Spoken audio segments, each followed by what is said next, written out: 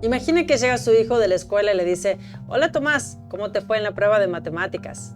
Ah, todo muy bien, mamá. Bueno, solo que en matemáticas me saqué un 0. ¿Un 0? Sí, pero no te preocupes, igual voy a pasar. ¿Pero cómo es que vas a pasar si necesitabas aprobar matemáticas? No, mamá, es que ahora hay justicia educativa. Pues mamá, ahora no es como antes, no necesitas estudiar todo para aprobar. Ahora existe la equidad, hay oportunidad para todos, no dejamos a nadie afuera. Ahora bueno, me voy porque me noté en el programa de justicia social. ¿Justicia social? ¿Y qué aprendes ahí? Sobre cómo protestar, la participación ciudadana y cómo expresarse. Ok. Bueno, parece que esa es la educación de hoy. Cero esfuerzo, cero penalidades. Y todo en nombre de la equidad. Ahora aprobar está más fácil que aprender. Y además hay talleres de activismo no violento, dicen. También hay programas sobre ideología trans. Pero ¿quiénes están detrás de la educación? ¿Quiénes son los que deciden qué se enseña, qué se aprende? Es así que es importante que se quede con nosotros aquí en América Revelada porque vamos a analizar punto por punto. No se lo pierda. Muy buenas noches y bienvenido a América Revelada. Hoy tenemos muchísima información para compartir con usted. Mucho material sobre educación, sobre la financiación de la educación, qué se enseña y quiénes son finalmente los que deciden qué se debe enseñar, qué deben enseñar los docentes y qué deben aprender nuestros hijos, nuestros niños, nuestros jóvenes. Pues como usted sabe, durante siglos el conocimiento ha sido sinónimo de libertad. Pero bueno, en el siglo XXI muchos de los que financian la educación también son los que deciden qué debemos pensar. Ahora, no estoy hablando solo de gobiernos o de ministerios, estoy hablando de algo mucho más silencioso y a la vez mucho más influyente, los filántropos, los que financian gran parte de la educación en varias universidades, en varias escuelas secundarias a nivel mundial. Estamos hablando de, por ejemplo, el señor Soros, del señor Bill Gates, de Michael Bloomberg, de Mark Zuckerberg, es decir, una red de multimillonarios que dicen querer mejorar la educación, pero a la vez están moldeando el futuro con becas, con donaciones, con programas que tienen fines específicos y que cambian la manera en que millones de jóvenes entienden el mundo. Entonces, bueno, hoy vamos a ver dónde termina esta ayuda y dónde es que comienza cierta manipulación ideológica. Veamos datos concretos. Las Open Society Foundations. Bueno, Soros, el señor George Soros, es dueño de las Open Society Foundations, que ha invertido más de 32 mil millones de dólares en proyectos educativos, en universidades, en ONGs. También está el señor Bill Gates, que por su parte se enfocó en reformar la educación básica, invirtiendo más de 1.7 mil millones de dólares en educación con un enfoque progresista en equidad y diversidad en escuelas secundarias. Mientras que Bloomberg, el ex alcalde de Nueva York, donó $1.000 millones para financiar becas en universidades estadounidenses. Y hasta aquí todo parece maravilloso, ¿verdad? Pero ¿por qué hacen esto? ¿Por compasión o por influencia? Bueno, aquí es donde justamente aparece el concepto clave, filantropía ideológica. Es decir, una práctica donde el dinero privado es el que define las prioridades públicas. Esto que digo también lo afirma la Asociación Americana de Profesores Universitarios. Veamos este artículo que dice justamente que es de la asociación. Dice, durante años los críticos han señalado la disminución de la capacidad de los profesionales de la salud para tomar decisiones y prestar servicios debido a las exigencias de las aseguradoras y las organizaciones de gestión sanitaria para mantener sus ganancias. Es decir, que se guían por las exigencias de las aseguradoras, ¿sí? Y de las prestadoras de servicio. Dice, cada vez más las decisiones sanitarias las toman las personas equivocadas y por motivos equivocados. Dice, lo mismo ocurre con la educación pública. Las reformas actuales permiten que ciertas personas sin experiencia académica ni práctica en educación ejerzan una influencia significativa en las políticas educativas para comunidades y niños ajenos a los suyos. Ellos, los millonarios y multimillonarios de los sectores filantrópico y corporativo, están experimentando en distritos escolares urbanos con iniciativas de reforma educativa que carecen de una investigación sólida y a menudo no dan resultados. Sin embargo, con la disminución de la financiación para la educación pública, la influencia de estos reformadores adinerados está creciendo. Ahora, cabe aclarar que esta asociación, justamente una asociación de profesores estadounidense, sí tiene una visión liberal. Esta asociación está a favor de programas DEI, es decir, de diversidad, de equidad, de inclusión. También está a favor de las protestas en los campus universitarios, etc. Es decir, también está a favor de lo que están financiando estos millonarios. Pero igualmente, esta asociación también reconoce que el papel de los filántropos hoy en día están moldeando el pensamiento y están dirigiendo la educación que se recibe hoy, y hacia un camino equivocado, en escuelas y también en universidades. Pues muchos centros educativos están adoptando en sus programas, están adoptando sus líneas de investigación y hasta su discurso institucional con los mismos principios de esas personas que los están financiando. En el caso del multimillonario George Soros, desde las Open Society Foundations, lo que hace es financiar escuelas y universidades con temas relacionados a, por ejemplo, la sexualidad, desde los más pequeños y también en diferentes países del mundo, ¿sí? No solamente aquí en Estados Unidos. Por ejemplo, si vamos a la página de la OSF, dice LGBTQI+, las Open Society Foundations buscan combatir la discriminación empoderando a las personas lesbianas, gays, bisexuales, transgénero, queer, intersexuales y otras identidades para promover y defender sus derechos humanos. Y aquí vemos cómo promueve en diferentes partes del mundo. Habla justamente de los derechos de la ideología trans en México, también entre la religión y la diversidad sexual en América Latina. Más abajo habla sobre la igualdad matrimonial en Costa Rica. Luego la victoria, dice, gran victoria en Taiwán a favor del matrimonio igualitario. Y así, bueno, también en Estados Unidos. Luego también más abajo habla de Europa. Es decir, que está promoviendo este tipo de ideología, ¿sí? Y vemos que también de manera indirecta la OSF ha financiado a la Fundación Human Rights Campaign o HRC con $100,000 para que se use en estas escuelas. Welcoming Schools, que es un programa para inclusión LGBTQ+ en K-12, es decir, para los niños, con entrenamientos y con lecciones sobre la identidad de género. Veamos qué es lo que dice esta página, que tiene mucha información de la educación que están recibiendo los niños. Dice, trabajos relacionados. Dice, veamos qué pasa con los padres. Dice, Red de Padres por la Igualdad Transgénero. Si vamos ahí, veamos qué es lo que hace esta red de padres. Si vamos un poco más abajo, vemos que, bueno, da la bienvenida a la comunidad de padres dedicados a defender los derechos de, bueno, las personas, de los jóvenes transgénero. Vamos un poco más abajo a ver qué es lo que dice. Bueno, acá dice recursos para familias de jóvenes transgénero, no binarios y de género expansivo. Bueno, habla de los niños y jóvenes transgénero, comprensión en los conceptos básicos, apoyo a niños transgénero, no binarios y de género. Acá ya habla también de la parte médica, ¿sí? Sobre justamente los proveedores de servicios médicos para supuestamente cambiar su identidad de género. Dice proyectos de emergencia para jóvenes trans. A ver si bajamos un poco más abajo. Aquí es importante porque dice cómo apoyar a su hijo pequeño con problemas de género. Luego dice, obtenga información sobre la atención que afirma el género. ¿Sí? O sea, la atención médica que supuestamente afirmaría el género de este niño. Si es niña, si se cree niño, si es niño y se cree niña. Veamos qué es lo que dice rápidamente. Obtenga información sobre la atención que afirma el género.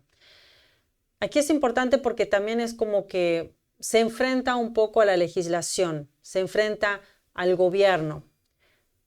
Vamos un poquito más arriba, donde dice, políticos extremistas desesperados por ganar poder están atacando a la comunidad LGBTQ+, particularmente a los jóvenes transgénero y no binarios, y utilizando cuestiones críticas como armas para conseguir apoyo en torno a una legislación anti-LGBTQ+. Aquí justamente está generando una división entre las personas, entre esta comunidad LGBTQ+, y el gobierno.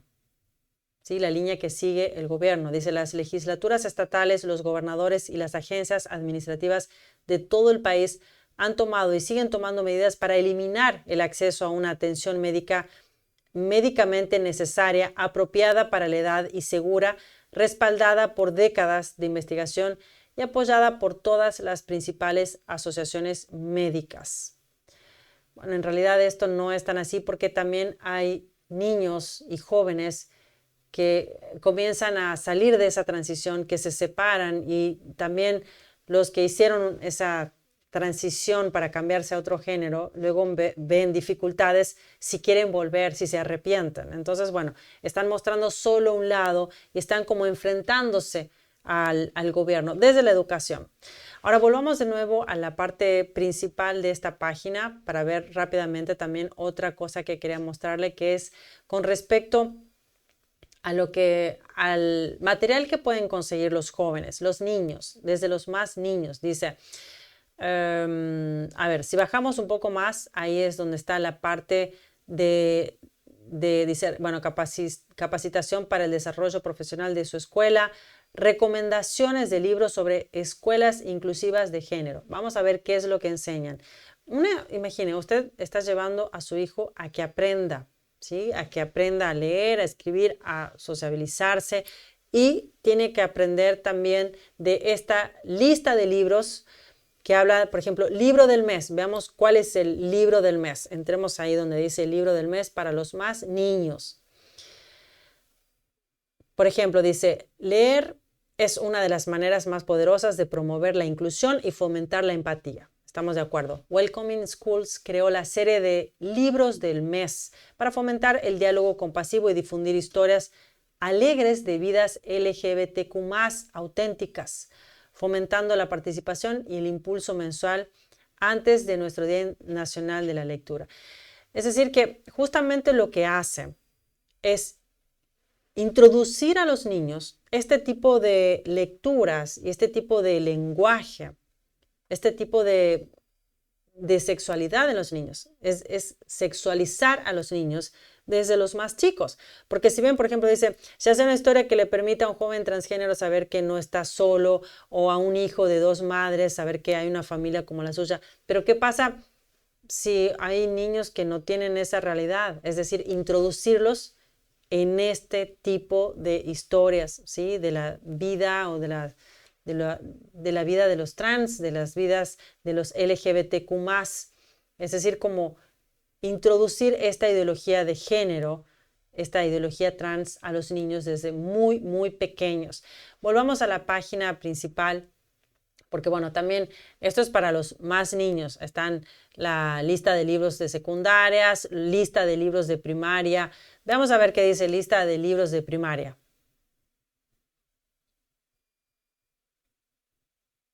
Dice, bueno, justamente, listas de libros para familias de primaria, libros para creación de escuelas con inclusión de género para primaria. Siempre justamente creando esta guía, esta forma de enseñar a los niños a sexualizarse desde los más pequeños y cuestionarse también si quieren ser niños, si quieren ser niñas, ¿sí? Como una cuestión de elección.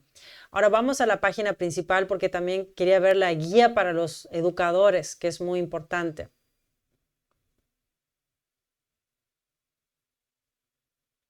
Un poquito más atrás porque ahí está justamente la página principal. Esto está bueno, es de Estados Unidos, ¿sí? Dice capacitación para el desarrollo profesional de su escuela. Aprenda formas de desarrollar una escuela inclusiva en materia de género LGBTQ+, con la capacitación de desarrollo profesional de Welcoming School, virtual o presencial. Es decir que, bueno, puede crear, cada vez esto va creciendo, ¿sí? Nuevas escuelas, veamos ahí, capacitación para educadores, a ver qué es lo que enseñan. Dice, bueno, creando escuelas LGBTQ+, de géneros inclusivas, bueno, prevención del acoso, basado en prejuicios, apoyando estudiantes transgéneros no binarios. Si bajamos un poco más, dice capacitación para el desarrollo profesional de su escuela, presencial o virtual, con inclusión de género y LGBTQ+. Hay diferentes enseñanzas, hay diferentes capacitaciones que se están promoviendo justamente aquí para los educadores y que eso es justamente lo que tienen que enseñar a los jóvenes, a los niños. Módulos de capacitación disponibles para el desarrollo profesional LGBTQ+ y de género inclusivo. ¿Sí? Tiene que tener en cuenta que aparte de aprender a leer, escribir, matemáticas, ciencias, historia, también está esta inclusión de género y LGBTQ+ en las escuelas públicas. Además, también las Open Society Foundations apoyan el acceso a este tipo de terapias, a este tipo de ayuda también en la parte física, en la parte médica, ¿sí? Dice Transforming Health, International Rights-Based Advocacy for Trans Health. Justamente ayudan a tener acceso a terapias hormonales, asesoramiento, cirugías de afirmación de género a demanda, incluyendo también bloqueadores de la pubertad para los jóvenes. Y no solo eso, sino que también la administración anterior, algo que es importante, que estuvo por dentro del gobierno, las Open Society Foundations de Soros, es que en la administración anterior intentó modificar el título 9 en la educación. Para su referencia, el título 9 de 1972 dice lo siguiente: ninguna persona en los Estados Unidos deberá, a base de su sexo, ser excluida de participar en, ser negada los beneficios de o ser sujeta a discriminación por ningún programa o actividad de educación que reciba ayuda financiera del gobierno federal. Aquí habla en base a su sexo. Pues esta ley fue creada en ese tiempo, 1972, para apoyar a las mujeres para que no sean discriminadas al recibir premios o posibilidades en una mejor educación o dentro del deporte por ser mujer, ¿sí? Que sea discriminada por el hecho de ser mujer. Sin embargo, según Influence Watch, que sigue la información de las personas más influyentes en el mundo, informó que en la era Biden, una organización oculta financiada también por la fundación de Soros, Governing for Impact, preparó un memorando, que es el que está viendo aquí, un memorando legal, por supuesto, para el Departamento de Educación, recomendando implementar regulaciones que incluyan la orientación sexual, la identidad de género y el estado transgénero al título 9. Y que sus regulaciones que se implementen requieran que las escuelas traten a los estudiantes de acuerdo con su identidad de género para los propósitos del título 9. ¿Qué es lo que pasó luego de esto? Bueno, trajo muchos problemas para las competidoras, para las mujeres, pues muchos hombres biológicos se llevaron los premios de las competidoras mujeres para dar espacio a la participación de personas del sexo masculino en deportes de categoría femenina, dando ventajas así a los hombres sobre las mujeres por tener, claro, naturalmente una contextura muscular, una resistencia y también una fuerza mucho mayor que las mujeres. Pero eso no es todo. Influence Watch también informó que la organización oculta Governing for Impact haber recibido casi 13 millones de dólares exclusivamente del señor Soros y trabajó en la redacción de más de 60 nuevas regulaciones federales durante la administración Biden. Es decir, que indirectamente la Fundación de Soros estuvo dentro de las políticas que se implementaron durante la administración anterior, en temas como la educación, porque si ingresamos en esta página vemos el trabajo que hizo, nuestro trabajo. A ver, veamos cuál es el trabajo que hizo. Habla de temas, por ejemplo, dice el Departamento de Educación impugna el cierre de una agencia DOJ. desafiante, ¿sí? Justamente lo que está de alguna forma en contra del gobierno, del actual gobierno, de educación. Entró en temas de educación, en temas de medio ambiente, en este caso obviamente sobre el tema del cambio climático, sobre finanzas, que también tiene relación con la parte del préstamo estudiantil. Habla del cuidado de la salud, pero bueno, en relación al cuidado de salud habla más que nada sobre la interrupción del embarazo. En fin, esta asociación estuvo presente dando la dirección a seguir dentro del gobierno de Estados Unidos durante la administración anterior. Entonces, bueno, ¿qué pasa cuando el que realmente mueve los hilos en el gobierno, en la educación de nuestros hijos, no fue elegido por nosotros? Pues nadie los votó. Pero esto no termina aquí tampoco, pues hay mucho más detrás de estas asociaciones millonarias. Veamos este artículo de New York Post.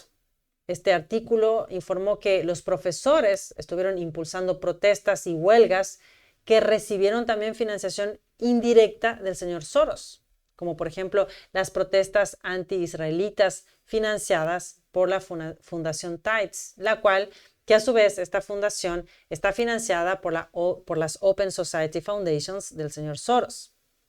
Pues también dijimos en otro episodio, la ruta del dinero no tiene un camino recto. Pues la organización sin fines de lucro Teachers Unite, ¿sí?, está registrada en Manhattan, recibió $11,000 en el año 2023 de la Fundación Tides, la cual a su vez está financiada por las Open Society Foundations del señor Soros.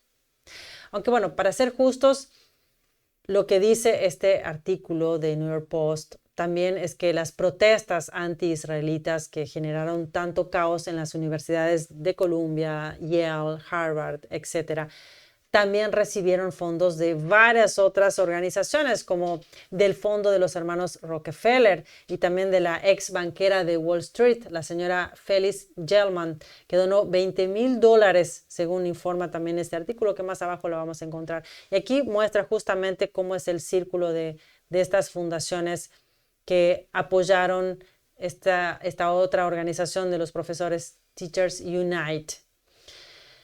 Dice, pero en los últimos meses el grupo de docentes ha impulsado las controvertidas huelgas anti-israelíes en las escuelas públicas de Nueva York y ha celebrado reuniones de organización en escuelas de toda la ciudad, según publicaciones en Instagram. Bueno, según lo que vamos ahí, si seguimos bajando, dice, bajamos un poco más. Bueno, aquí informan las diferentes universidades donde recibió financiación. Luego dice, en 3 universidades las protestas están siendo alentadas por radicales pagados que son compañeros de grupos financiados por Soros, llamado Campaña Estadounidense por los Derechos Palestinos, USCPR. Veamos más abajo.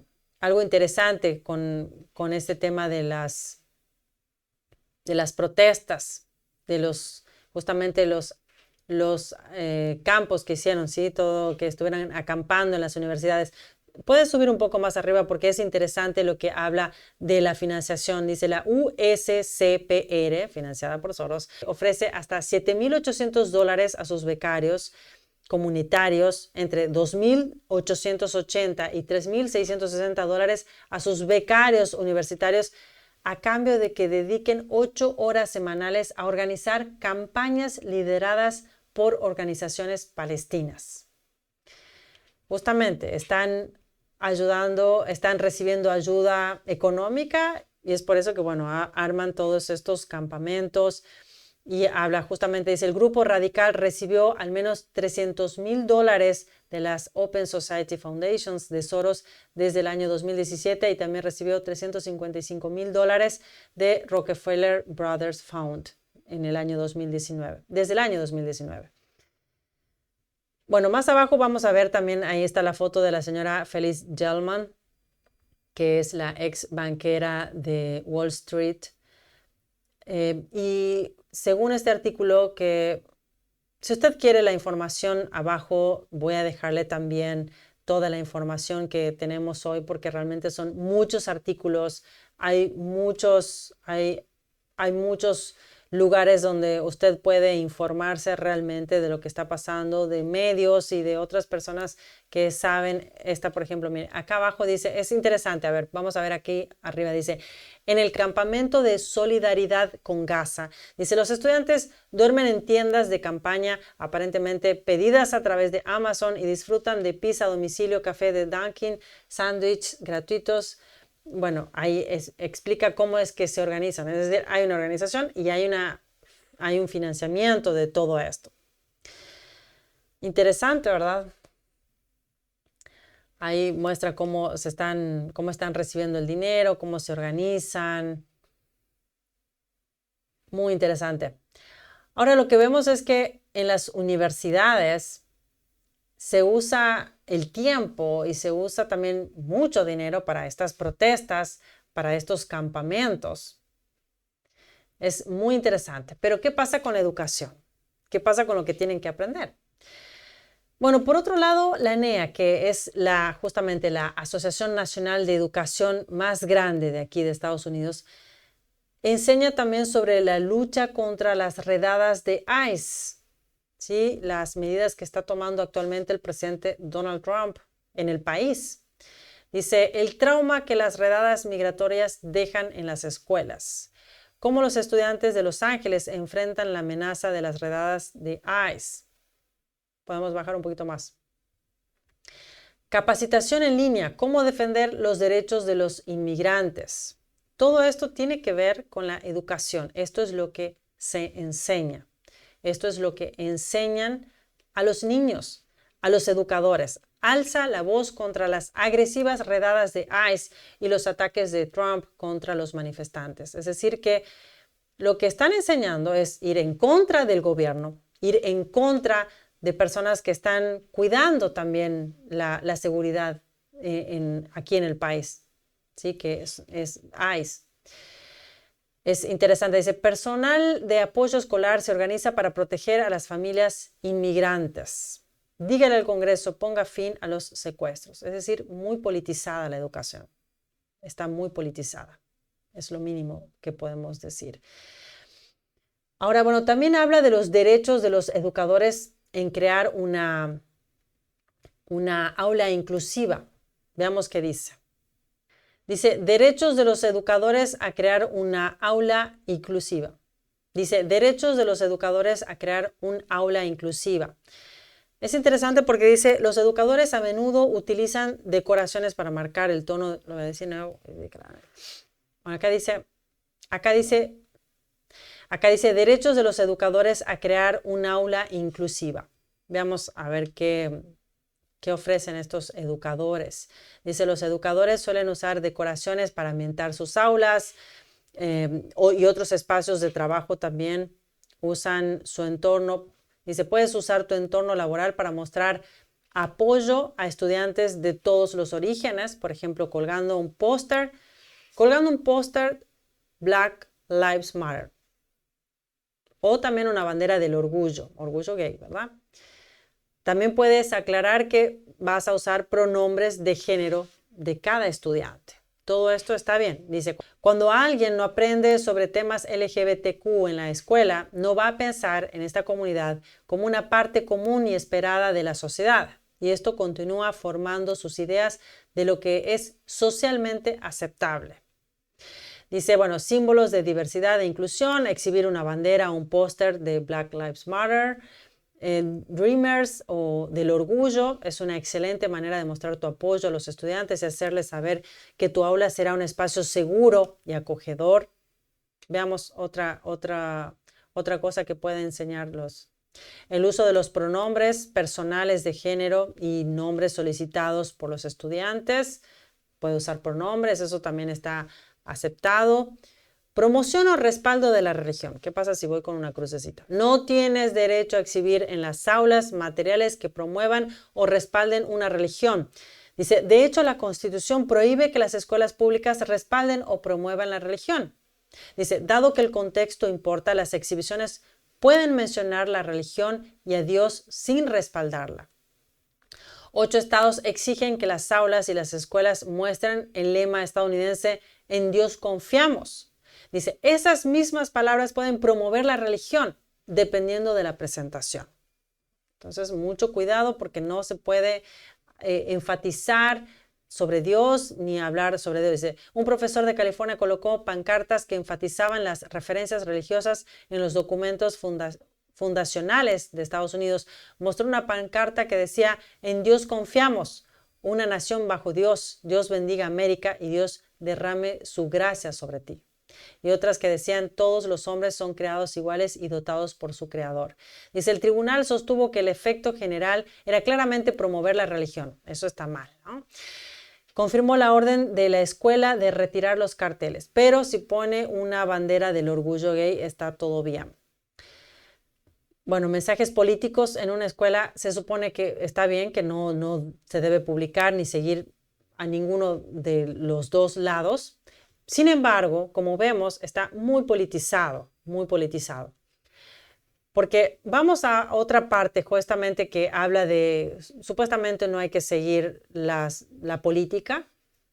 Dice, elecciones 2024, la educación en la boleta electoral. Todo lo que queremos para las aulas públicas comienza con la elección de los líderes adecuados. Entonces sí tiene una tendencia que tiene que ver con las elecciones, con los políticos.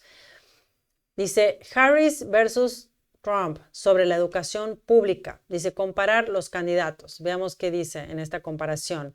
Todo esto es en una página que tiene que ver con la educación, que supuestamente la política no tiene que entrar dentro de este tema, pero como vemos, sí existe, sí se promueve un tipo de educación y hacia una línea. Dice, ¿cómo se comparan Biden y Trump en materia de educación pública? Dice, solo hay un candidato a la presidencia que ha demostrado ser un defensor de la educación pública y de los sindicatos. Compruébelo usted mismo. Dice que hay un candidato, o sea que ya está siguiendo una línea. Y bueno, dice, por ejemplo, el actual presidente Donald Trump. Durante todos sus años en el cargo, Trump propuso recortar miles de millones de dólares en fondos federales para la educación. Trump y su secretaria de Educación, Betsy DeVos, también propusieron destinar más de $1,000 millones a vales para escuelas privadas y otros programas de libre elección de escuelas. Veamos qué dice de Joe Biden. Dice, Joe Biden invierte en la educación pública, desde Alabama hasta Wisconsin. Es decir, que mientras Donald Trump propuso recortar millones de dólares en fondos para la educación, Joe Biden dice que invierte en la educación pública desde Alabama hasta Wisconsin. Los estados están aumentando los servicios y recursos para estudiantes y educadores. Todo gracias al plan de rescate estadounidense de $170,000 millones de la administración Biden. Ya sacó sus conclusiones, ¿verdad? Ya sacó sus conclusiones de la línea que sigue esta página de educación para enseñar a los educadores y a los niños. Ahora el tema es que cuando muchos escuchan hablar de educación para la inclusión o del pensamiento crítico o de la ciudadanía global, a muchos les suena como a progreso, ¿verdad? Pero lo que pocos se dan cuenta es que detrás de esos titulares hay una agenda ideológica. Las materias ya no se limitan a enseñar solamente historia o economía, sino de revisar estructuras de poder. Hay talleres que enseñan sobre reconocer privilegios o sobre organizar movimientos sociales y en algunos casos incluso cómo movilizar comunidades para la acción directa. Y sobre este tema hablamos también en un episodio anterior sobre quiénes pagan a la violencia que estamos viendo en las calles, de manera directa o indirecta. ¿Quiénes pagan por esta radicalización de los jóvenes? Pues si no vio ese episodio, no se lo pierda, le comparto aquí el enlace porque es importante. En realidad, ese video que le estoy indicando que vea, ese video que hicimos antes sería la continuación de este video que estamos haciendo ahora, de este tema, porque justamente todo comienza en las aulas, todo comienza a cuando uno se está educando y luego termina en las calles. Pues hay un estudio de psiquiatras que habla de la actual radicalización de los jóvenes en el mundo. Veamos qué dice. Dice, la radicalización juvenil es un desafío continuo y creciente en todo el mundo. La adolescencia es un momento turbulento para los jóvenes que puede generar vulnerabilidades psicológicas que llevan a los jóvenes a sentirse atraídos y reclutados por diferentes ideologías y grupos extremistas violentos. Eso es lo que estamos viendo hoy. En este sentido de radicalizar a los jóvenes, el académico Enrique Schneider habla también sobre el abuso de la libertad académica en un artículo muy interesante que es sobre su opinión. Las universidades desalientan el intercambio de ideas. Veamos más abajo cuando habla justamente del abuso de la libertad académica. Dice, abuso de la libertad académica. Dice, el abuso de la libertad académica por parte de los radicales de izquierda perjudica la investigación intelectual y revela su profundo desprecio por los verdaderos valores académicos. La libertad académica, un concepto arraigado en la Edad Media europea, se diseñó para proteger la investigación y el discurso académico de la interferencia externa, generalmente de la Iglesia Católica. Dice, hoy en día, este principio está siendo utilizado de forma grosera por los radicales para censurar opiniones disidentes e imponer la conformidad ideológica, convirtiendo ciertas universidades en centros de adoctrinamiento en lugar de bastiones del conocimiento. Justamente lo que estamos viendo, están adoctrinando a los niños, sexualizando a los niños y a los jóvenes.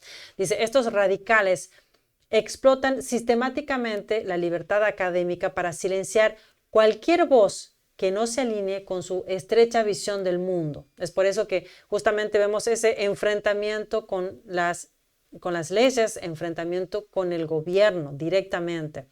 Dice, tachan de injustos o incluso violentos a los académicos y estudiantes que se atreven a cuestionar su dogma, marginándolos y condenándolos al ostracismo. Dice, esta táctica no busca proteger a los estudiantes vulnerables, como dicen, sí, justamente las personas que son excluidas, discriminadas, sino consolidar su control sobre el discurso académico, etiquetar las opiniones disidentes como dañinas o peligrosas, una tendencia que crece en culturas de todo el mundo a medida que las redes sociales se arraigan, crea entornos hostiles donde se reprime la verdadera diversidad intelectual. Bueno, muy interesante. Este artículo, la verdad que se lo recomiendo. También le voy a dejar ahí abajo el enlace en mi primer mensaje. Pero hasta ahora, todo lo que estamos viendo es justamente la radicalización de los niños y cómo hay una clara guía de lo que se tiene que aprender y de lo que se tiene que enseñar. Pero hasta ahora, ¿qué es lo que sabemos de lo que los niños tienen que aprender justamente para desenvolverse en la vida? Como saber matemáticas, leer, escribir, tener una buena redacción, un buen vocabulario. Bueno, es que, como le dije antes, ahora existe la calificación equitativa y el Instituto Thomas Fordham, que vamos a ver qué es lo que dice, explica esto de la calificación equitativa desde el punto de vista también de los educadores. Aquí dice, las políticas de calificación han sido debatidas durante mucho tiempo en las escuelas estadounidenses, pero solo recientemente las reformas equitativas han cobrado protagonismo. Dice, políticas como la de 0 ceros, la eliminación de las penalizaciones por retrasos y la posibilidad de repetir exámenes sin límite, buscan que la calificación sea más justa para los estudiantes desfavorecidos. Sin embargo, los críticos argumentan que estos cambios inflan las calificaciones, erosionan la rendición de cuentas y, en última instancia, perjudican el aprendizaje estudiantil, y muchos docentes coinciden en ese punto. Y más abajo dice algo muy interesante con respecto a generar esta división, esta diferencia. Dice, mientras tanto, los argumentos totalmente indefendibles que se esconden tras el reciente impulso a una calificación equitativa representan poco más de un entorno a la intolerancia moderada de las bajas expectativas. Dice, partiendo de los escritos de académicos como Ibram Kendi, bueno, no lo conozco, y Tema Okun, Este enfoque pseudo-intelectual busca cerrar cualquier brecha racial que encuentre matando al mensajero. Por ejemplo, dice, según el razonamiento de Kendi, cualquier disparidad racial, como el hecho de que el promedio de calificaciones del estudiante negro sea casi medio punto inferior al del estudiante blanco promedio, es una señal de racismo. Por lo tanto, algo debe estar mal en las calificaciones. Dice, consideremos la ofensiva afirmación de Okun de que la puntualidad es una característica de la supremacía blanca. Una afirmación que aún se repite en el desarrollo profesional docente a nivel nacional y que considera racista cualquier calificación de los estudiantes en función de factores como la asistencia o la participación. Dice, es difícil saber qué decir ante esta afirmación, salvo que si realmente creemos en el potencial de todos nuestros estudiantes. Es obviamente errónea, al igual que las políticas que dan a los estudiantes negros permiso tácito para faltar a clase. Y por supuesto, no somos todos iguales, ¿verdad? Ahora, hay un artículo de The Epoch Times que dice que en el distrito escolar de la ciudad Schenectady, en Nueva York, como en muchos otros también distritos de este país, se ve afectado por el bajo rendimiento estudiantil. Habla de 3 niveles o más niveles por debajo del grado que corresponde en cuanto a matemáticas, a lectura, y que también la tasa de asistencia en los alumnos de secundaria había caído por debajo del 79%. Imagínense. ¿Y qué hicieron para borrar esa deficiencia? Aplicaron la calificación equitativa. Y aquí dice justamente este artículo de The Epoch Times. Dice, bueno, la mitad de las escuelas estadounidenses exigen una calificación equitativa y la mayoría de los docentes se oponen. Veamos qué es lo que dice más abajo. Dice, las escuelas implementan prácticas de equidad de calificaciones para contrarrestar los bajos puntajes en las pruebas estatales, aumentar las tasas de graduación y abordar las brechas de logros académicos basadas en la raza y el estatus socioeconómico. Pues es interesante lo que está pasando hoy en día en la educación y cómo se está guiando esta educación. Cada vez más universidades, cada vez más escuelas, los estudiantes no pueden ser reprobados. El saber ya dejó de ser una conquista, ahora es un derecho de todos. Y cuando todos aprueban, pues nadie aprende. Ahora las escuelas dejan de ser un espacio de conocimiento y se están convirtiendo en un espacio de corrección ideológica. Así es. Así que bueno, la próxima vez que escuchemos decir equidad educativa, sería bueno que nos preguntemos si se trata de igualdad de oportunidades o de igualdad de pensamiento. Bueno, muchas gracias por acompañarme hasta el final de este episodio. Me encantará saber qué opina usted sobre el rumbo que tomó la educación. Y no solamente aquí en Estados Unidos, pues en todo el mundo. ¿Qué piensa de las personas que están guiando este barco? Bueno, escríbame ahí abajo, es muy importante que me deje su opinión en los comentarios. Y si quiere apoyar nuestro trabajo, si quiere apoyar el periodismo independiente, puede hacerlo rápidamente ahí abajo, regalándonos su poderoso me gusta, compartiendo también nuestro trabajo con todos sus contactos, para que así sigamos compartiendo más información y nuestra información llegue a miles de personas más. Y si quiere seguir en contacto con nosotros, por supuesto, si no lo hizo, suscríbase. Es muy importante que se suscriba y que active la campanita para que no se pierda nuestros episodios. Muchas gracias por acompañarme en este episodio con usted, Elina Villafañe, desde América Revelada, conectando América con la verdad. Lo espero mañana.